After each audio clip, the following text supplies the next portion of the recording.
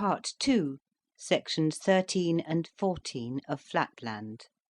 Recording by Ruth Golding. Flatland, a romance of many dimensions by Edwin Abbott Abbott. Part 2, Other Worlds. O brave new worlds that have such people in them. Section 13, How I had a Vision of Lineland. It was the last day but one of the 1999th year of our era, and the first day of the long vacation. Having amused myself till a late hour with my favourite recreation of geometry, I had retired to rest with an unsolved problem in my mind. In the night I had a dream. Reader's note: the following paragraph makes reference to a diagram. The diagram is headed My View of Lineland. Beneath this title, and centrally placed, is a square labelled Myself.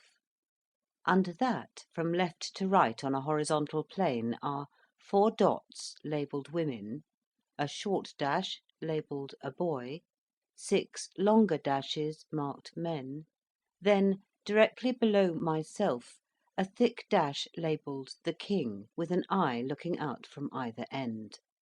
Under the eyes is written, The King's eyes much larger than the reality, showing that His Majesty could see nothing but a point. The horizontal line then continues towards the right, with 7 dashes marked Men, 1 dash marked A Boy, and 7 dots marked Women. End of reader's note. I saw before me a vast multitude of small straight lines, which I naturally assumed to be women, interspersed with other beings still smaller and of the nature of lustrous points, all moving to and fro in one and the same straight line, and, as nearly as I could judge, with the same velocity. A noise of confused, multitudinous chirping or twittering issued from them at intervals as long as they were moving, but sometimes they ceased from motion, and then all was silence. Approaching one of the largest of what I thought to be women, I accosted her, but received no answer. A second and third appeal on my part were equally ineffectual. Losing patience at what appeared to me intolerable rudeness, I brought my mouth into a position full in front of her mouth, so as to intercept her motion, and loudly repeated my question. Woman, what signifies this concourse, and this strange and confused chirping, and this monotonous motion to and fro in one and the same straight line? I am no woman, replied the small line. I am the monarch of the world. But thou, whence intrudest thou into my realm of Lineland? Receiving this abrupt reply, I begged pardon if I had in any way startled or molested His Royal Highness, and, describing myself as a stranger, I besought the King to give me some account of his dominions. But I had the greatest possible difficulty in obtaining any information on points that really interested me, for the monarch could not refrain from constantly assuming that whatever was familiar to him must also be known to me, and that I was simulating ignorance in jest. However, by persevering questions, I elicited the following facts. It seemed that this poor ignorant monarch, as he called himself, was persuaded that the straight line which he called his kingdom, and in which he passed his existence, constituted the whole of the world, and indeed the whole of space. Not being able either to move or to see, save in his straight line, he had no conception of anything out of it. Though he had heard my voice when I first addressed him, the sounds had come to him in a manner so contrary to his experience that he had made no answer, seeing no man, as he expressed it, and hearing a voice, as it were, from my own intestines. Until the moment when I placed my mouth in his world, he had neither seen me nor heard anything except confused sounds beating against what I called his side, but what he called his inside or stomach. Nor had he, even now, the least conception of the region from which I had come. Outside his world, or line, all was a blank to him; nay, not even a blank, for a blank implies space; say, rather, all was non-existent. His subjects, of whom the small lines were men, and the points women, were all alike confined in motion and eyesight to that single straight line, which was their world. It need scarcely be added that the whole of their horizon was limited to a point. Nor could any one ever see anything but a point. Man, woman, child, thing, each was a point to the eye of a Linelander. Only by the sound of the voice could sex or age be distinguished. Moreover, as each individual occupied the whole of the narrow path, so to speak, which constituted his universe, and no one could move to the right or left to make way for passers by, it followed that no Linelander could ever pass another. Once neighbours, always neighbours. Neighbourhood with them was like marriage with us. Neighbours remained neighbours till death did them part.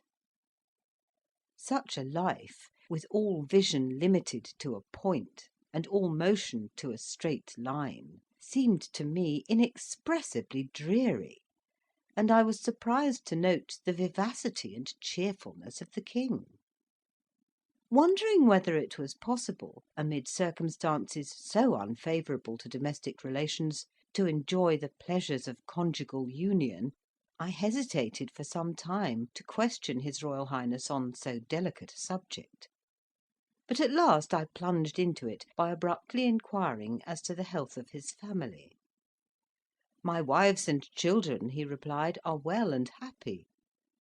Staggered at this answer, for in the immediate proximity of the monarch, as I had noted in my dream before I entered Lineland, there were none but men, I ventured to reply, "Pardon me, but I cannot imagine how your Royal Highness can at any time either see or approach their Majesties, when there are at least half a dozen intervening individuals whom you can neither see through nor pass by.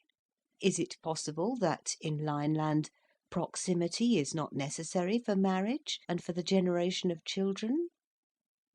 "How can you ask so absurd a question?" replied the monarch. "If it were indeed as you suggest, the universe would soon be depopulated. No, no, neighbourhood is needless for the union of hearts, and the birth of children is too important a matter to have been allowed to depend on such an accident as proximity. You cannot be ignorant of this. Yet, since you are pleased to affect ignorance, I will instruct you as if you were the veriest baby in Lineland. Know, then, that marriages are consummated by means of the faculty of sound and the sense of hearing. You are, of course, aware that every man has two mouths or voices, as well as two eyes, a bass at one and a tenor at the other of his extremities. I should not mention this, but that I have been unable to distinguish your tenor in the course of our conversation."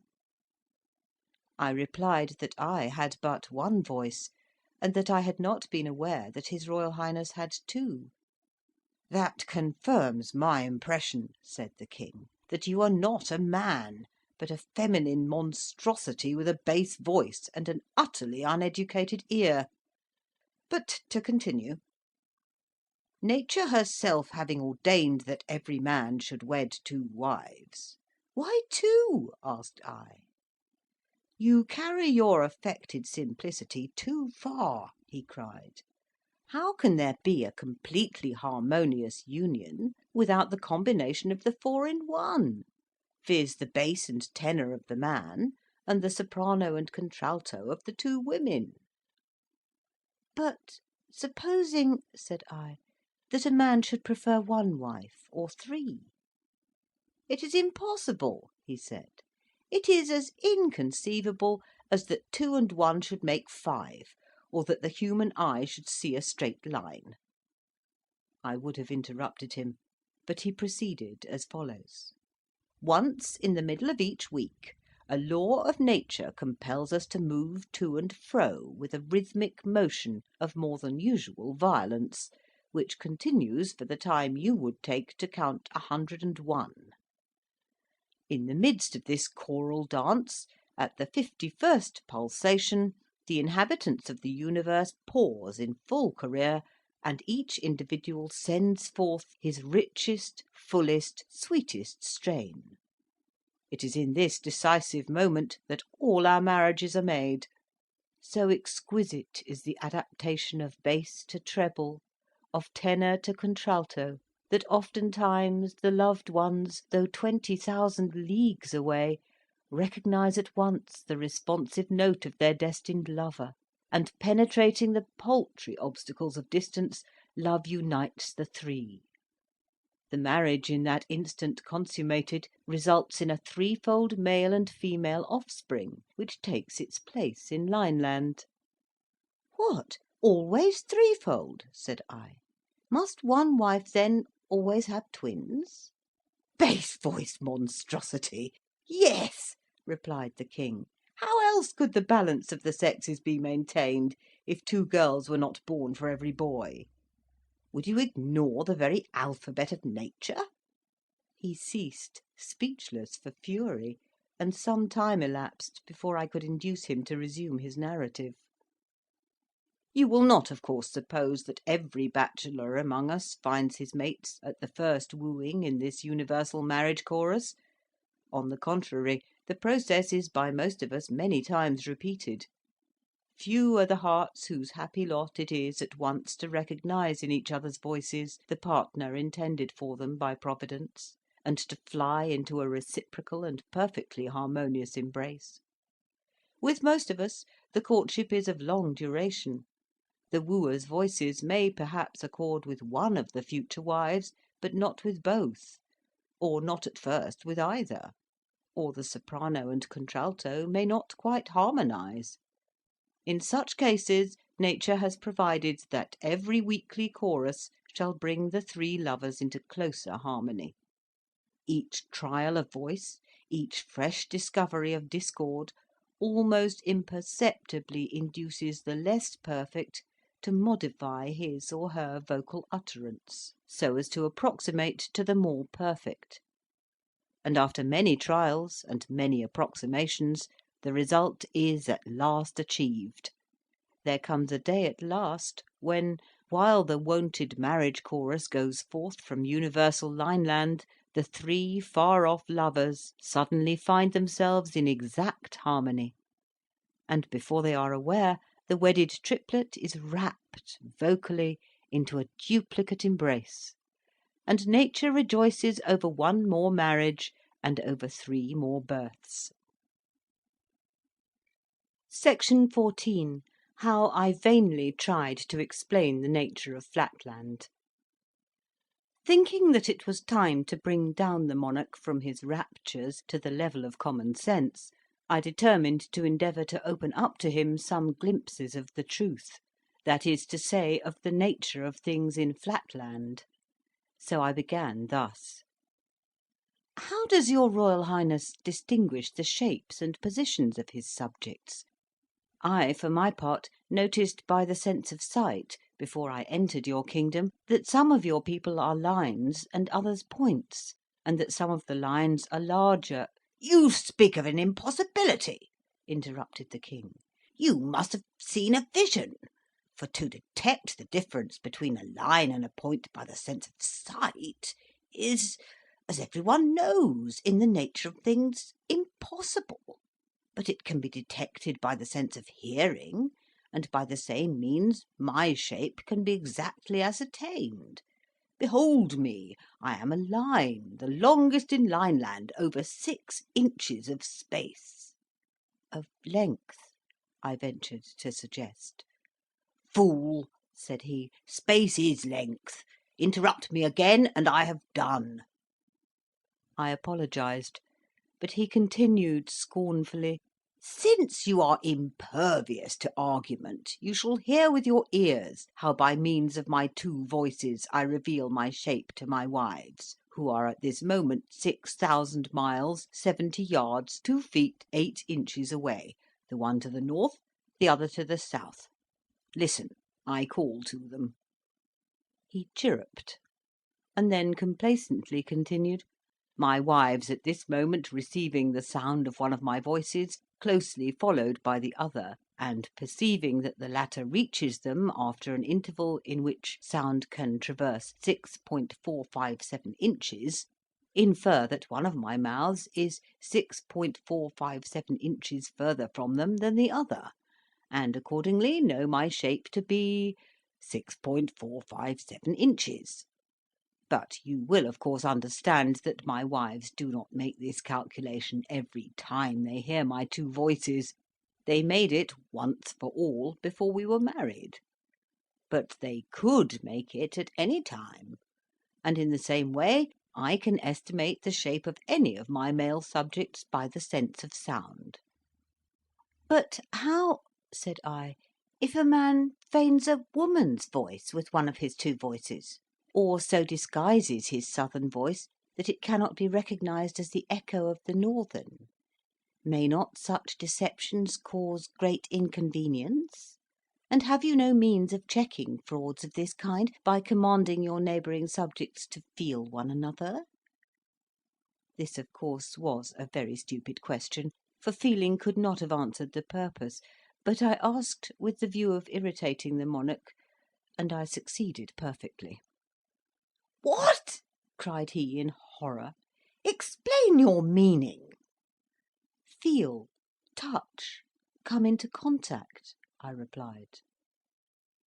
"If you mean by feeling," said the King, "approaching so close as to leave no space between two individuals, know, stranger, that this offence is punishable in my dominions by death, and the reason is obvious.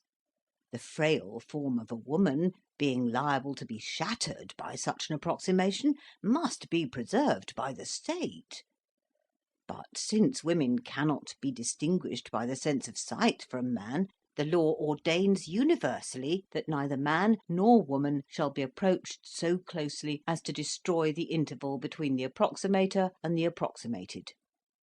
And indeed, what possible purpose would be served by this illegal and unnatural excess of approximation which you call touching, when all the ends of so brutal and coarse a process are attained at once more easily and more exactly by the sense of hearing? As to your suggested danger of deception, it is non-existent, for the voice, being the essence of one's being, cannot be thus changed at will. But come, suppose that I had the power of passing through solid things, so that I could penetrate my subjects one after another, even to the number of 1,000,000,000, verifying the size and distance of each by the sense of feeling. How much time and energy would be wasted in this clumsy and inaccurate method! Whereas now, in one moment of audition, I take, as it were, the census and statistics, local, corporal, mental, and spiritual, of every living being in Lineland. Hark! Only hark!" So saying, he paused and listened, as if in an ecstasy, to a sound which seemed to me no better than a tiny chirping from an innumerable multitude of Lilliputian grasshoppers. "Truly," replied I, "your sense of hearing serves you in good stead, and fills up many of your deficiencies. But permit me to point out that your life in Lineland must be deplorably dull. To see nothing but a point! Not even to be able to contemplate a straight line! Nay, not even to know what a straight line is! To see, yet to be cut off from those linear prospects which are vouchsafed to us in Flatland! Better surely to have no sense of sight at all than to see so little. I grant you I have not your discriminative faculty of hearing, for the concert of all Lineland which gives you such intense pleasure is to me no better than a multitudinous twittering or chirping. But at least I can discern by sight a line from a point.